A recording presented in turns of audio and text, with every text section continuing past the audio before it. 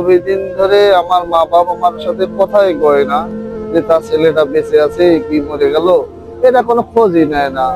তা তাহলে আমি তার কেমন সন্তান, আর সে আমাদের কেমন মা? শুনি যে মার পান নিচে নেই সন্তানের বেহেস।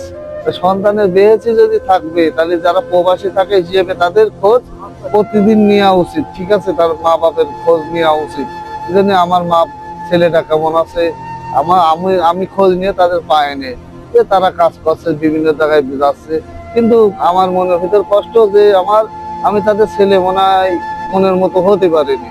তারা তো আমার জিজ্ঞেস করতো যে দেখ আমার ছেলেটা কেমন আছে, সেটা বাড়িতে ফ্যামিলিতে জানাতে পারতো। আমার বউ ছেলে পেলে আছে, সেখানে জানাতে পারতো যে আমার ছেলেটা কেমন আছে, তোমার সাথে তো কথা টথা হয়, তা কি অবস্থা এখন আমার ছেলের, সে কি ভালো আছে, এরকম কথা বলতে বলতো। তার মনে আমি কষ্ট নেব না গাইস।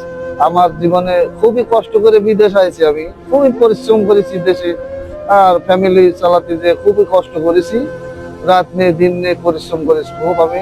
কিন্তু এখন বাইরে আইছি, এখন তো হিসেবে মা বাবার কর্তব্য ছেলেটার খোঁজ নিয়ে, যে আমার ছেলেটা খালে কি বেঁচে আছে, রক্তের জিনিসটার যাক, আল্লাহ যদি তাদের নসিবি বাঁচায় রাখুক, তাদের ভালো রাখুক, এইটাই দোয়া করি। কি জন্যে তারা সুখী থাকুক।